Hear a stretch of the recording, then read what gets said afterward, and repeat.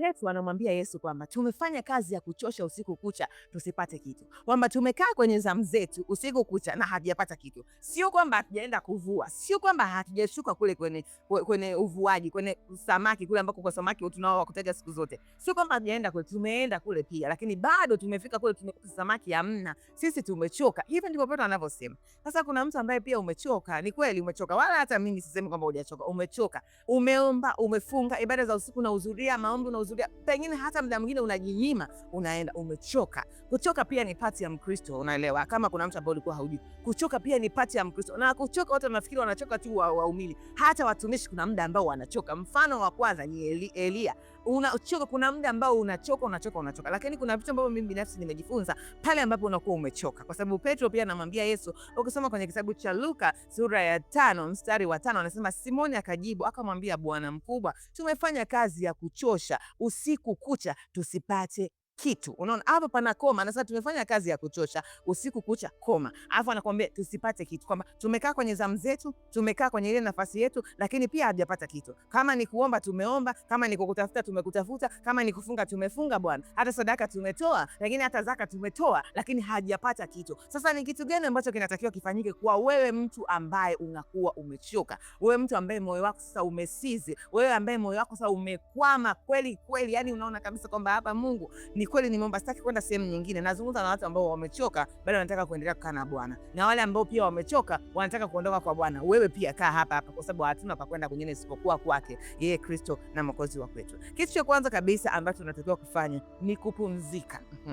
Kitu hiki kimetushinda watu wengi sana kwa habari ya kupumzika, unaelewa? Yani kwa habari ya kupumzika nikimaanisha kwamba Wakristo wengi tunachoka sana. Unakuta umeomba, umefunga, umefanya nini, lakini labda swala la kupumzika haupumziki, kwa sababu ulifunga 7 kavu, unaona Mungu hajakujibu, ngoja niongeze 14 kavu. Unaona nimefunga 14 kavu, Mungu hajanijibu, ngoja niweke 30 kavu. Labda kwa kufanya hivyo ndio Mungu atanijibu. Hapana. Kuna muda mwingine Mungu huwa anafanya kazi na sisi pale anapogundua kwamba tumesalenda, yani kwamba tumejiachia sasa. Kwa akili zangu nimefikiria wewe Bwana, nimeona nimeshindwa. Kwa mawazo yangu nimefikiria wewe Mungu, lakini nimeona hapa ndio nimekwama. Na kwa fikra zangu nimefikiria, lakini hapa Mungu ndipo anapoanzia na wewe. Biblia inatuambia ukisoma kwenye kitabu cha Luka sura ya 5, ngoja nikusomee. Biblia inasema hivi, ukisoma kwenye kitabu cha Luka sura ya 5 kuanzia mstari wa kwanza. Inasema, ikawa makutano walipomsonga akisikiza neno la Mungu, yeye alikuwa amesimama kando ya ziwa Genesareti. Akaona vyombo viwili vimekaa kando ya ziwa, lakini wavuvi wametoka wanaosha nyavu. Akaingia katika chombo kimoja chake Simoni, akamtaka ampeleke mbali kidogo na pwani,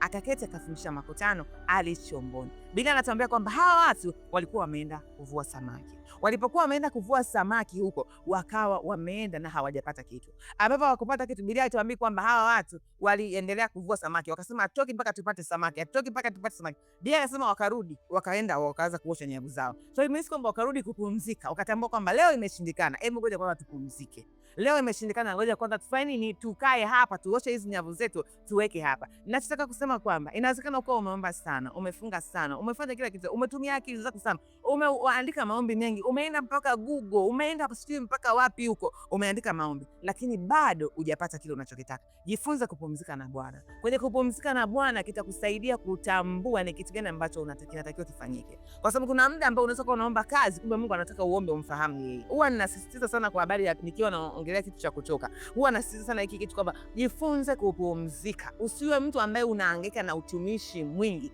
Kuna muda ambao tunahangaika na utumishi mwingi. Leo nimefunga 7 kavu, kesho nimefunga ngapi kavu? Bwana fungua na huu, Mungu fungua na. Kumbe kuna muda ambao Mungu anataka, anaona una maneno mengi, unaona mengi sana. Kuna muda anataka kuambia neno moja. Wewe upo kila masaa, upo kwenye upepo, upo kwenye kelele, upo kwenye nini? Unaona Biblia inatuambia Mungu alipotaka kuonana na Elisha ni kitu gani kilitokea? Upepo ukavuma, sijui ngurumo zikavuma. Alafu Biblia inatuambia baada ya vitu vyote hivyo kupita, ndio sauti ya upole ya utulivu ikasikika. Kwa kuna muda tunaweza tunajihangaisha na vitu ambavyo kitu kinachotakiwa kufanyika ni kupumzika, kama ilivyokuwa kwa kina Petro kwamba wameenda kuvua hawajapata kitu, wakarudi wakaanza kuosha nyavu zao, wakawa wanapumzika, wanapumzisha miili yao. Nikisema kupumzika simaanishi kwamba uache kuomba, simaanishi kwanza uache kufunga. Kuna muda ambao achilia akili yako na ufahamu wako ni nini ambacho unatakiwa kuomba. Mwambie Bwana kwamba unataka niombe nini Mungu? Mimi nimechoka. Nini ambacho unataka mimi niombe? Au nini ambacho unataka mimi nisikie kutoka kwako kwenye kipindi hiki ambacho nakipitia, kwenye wakati huu ambao unapitia, kwenye scenario hii ambayo niko nayo sasa hivi. Lakini wengi kwa sababu tunakuwa tuko frustrated, unakuta kafano kama ni vijana wa kiume,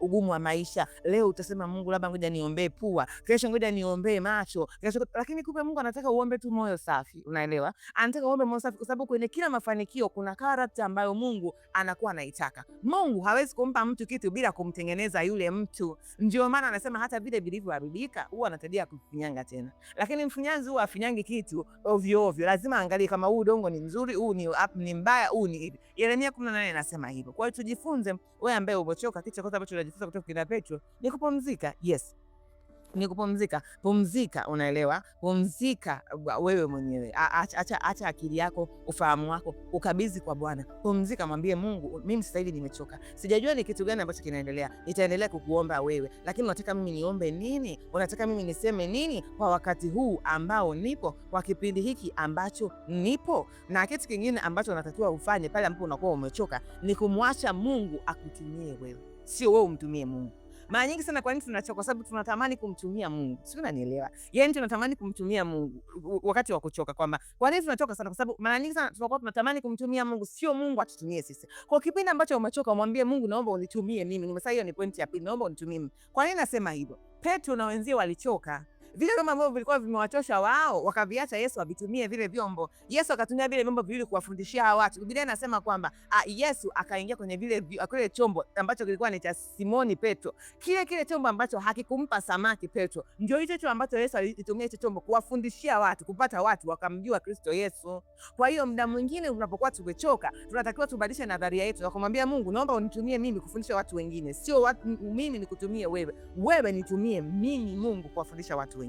Ikimaanisha kwamba Mungu, hizi scenario mnazozipitia, hebu niruhusu mimi Mungu niwafundishe watu wengine. Inawezekana ukawa unapitia hauzai kwa kipindi hiki, hauna labda mtoto. Inawezekana labda kwa kipindi hiki ukawa umekwama kwenye ndoa, lakini mwambie Mungu kwamba ni kweli nimechoka, naomba kupumzika kati yako, lakini Mungu, katika hiki kitu hebu nitumie mimi ili watu wengine wakufahamu. Tumekuwa ni wabinafsi sana kuomba maombi kama haya wakati wa kuchoka, kwa sababu tunataka tu kile tunachokuwa tunakitaka. Lakini tutambue kwamba pale Yesu anapoanza kukutumia wewe, ndipo anaanza kukuimarisha wewe na kuimarisha watu wengine. Kwa sababu watu wengine wanapokuwa wanaimarika kupitia matatizo yako, na Mungu anazidi kukuimarisha wewe ili akufanye uwe bora. Tunaona hiki chombo ambacho Petro alikuwa anakitumia na wenzie, akikumpa samaki, lakini ndicho ambacho Yesu alikitumia kwenda kuwahubiria watu. Biblia inatuambia, ukisoma kwenye kitabu cha Luka sura ya 5 mstari wa 4 inasema hivi, mstari wa 3, tuanzia mstari wa 3, nasema akamtaka akipeleke mbali kidogo na pwani, akaketi akawafundisha makutano ali chomboni. Kile chombo kile ambacho akikumpa Petro samaki, chombo kile ambacho akikumpa Petro kile alichokuwa anakitaka, riziki yake kwa muda huo, lakini ndicho alichokuwa amekitumia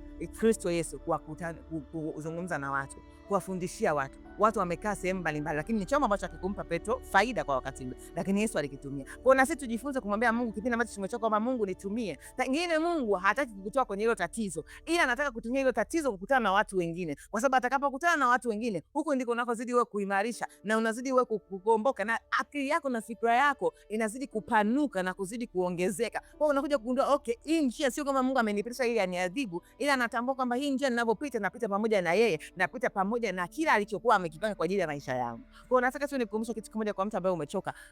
Kipindi ambacho umechoka, mwambie Mungu, naomba unitumie, sio Mungu naomba nikutumie. Nimesema wengi tunapenda kumtumia Mungu, ndio maana huwa tunachoka tukikaa na Mungu, kwa sababu tunapenda kumtumia Mungu, na pale Mungu ambapo hataki sasa sisi tumtumie, anataka sisi atutumie, ndio inakuwa ngumu. Tunaanza ukinzani kwamba mimi nimekuwa ni miaka sasa hivi na miaka 30 na miaka 40, sijui na miaka mingapi, Mungu hujanipa kitu fulani, hujanipa na hiki na hiki na kile. Lakini kumbe Mungu anapoanza kutumia sisi, tunakuja kugundua, okay, kumbe hata kama hajatupa na kile, mbona ametupa hiki? Kama hajatutendea na kile, mbona hiki ametutendea? Tunaanza kufunguka fahamu za kwetu. Wewe mtu ambaye umechoka, nimesema cha kwanza pumzika, cha pili mruhusu Mungu akutumie kwenye hicho kilichokuchosha wewe, ili watu wakutane na Mungu kwenye hicho ambacho kimekuchosha wewe, ili watu wakutane na Mungu kwenye hilo ambalo limekuchosha wewe. Kwa sababu mimi nimekusimulia testimony yangu ya siku 3 kavu.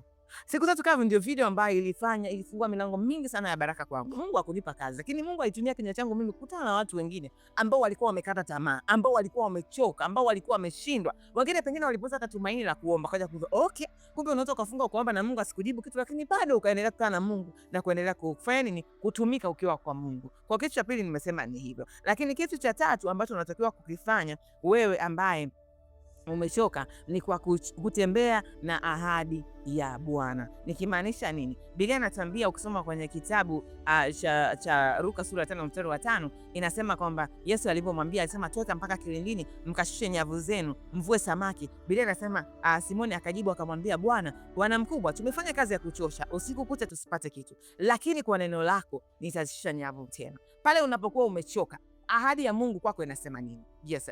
Umechoka, ahadi ya Mungu kwako, umechoka kumuomba Mungu, umechoka kumwitia Mungu, ahadi ya Mungu kwako inasema nini? Mungu anasema nini kuhusu kile ambacho unachokipitia? Alikuambia nini kuhusu hicho unachokipitia? Basi kama kuna kitu alikwambia, shusha hicho. Hata kama uko kwa hali ya kawaida, hata kama kwa hali ya kawaida kunaonekana kama kuna kitu ambacho hakiwezi kutimia, lakini kumbuka ahadi ya Mungu inasema nini? Ahadi ya Bwana juu ya kile unachokipitia inasema nini? Inawezekana wewe ni mgonjwa, unaumwa, lakini ahadi ya Mungu inasema nini? Ukisoma kwenye Mathayo 8:17 inasema alichukua udhaifu wetu, akabeba pamoja na magonjwa yetu. Hiyo ndio ahadi ya Mungu. Stick na ahadi ya Mungu hata kama imetosha. Ahadi ya Bwana inasema nini muda huo? Ahadi ya Mungu inazungumza nini kuhusu maisha yako, kuhusu jambo lako, kuhusu vitu vyako? Hiyo ndio kitu ambacho unatakiwa ukiangalie wewe kama muamini ambaye unamwamini Kristo Yesu. Na kwa kufanya hivi utatoka hiyo sehemu. Ndio maana Petro anamwambia Yesu kwamba sisi kweli tumefanya kazi ya kutosha usiku kucha, lakini kwa neno lako, lakini kwa ahadi yako, kwa sababu wewe ndio ambaye umesema sisi tushushe nyavu. Sisi tunashusha nyavu sio kwa sababu tunataka kushusha nyavu.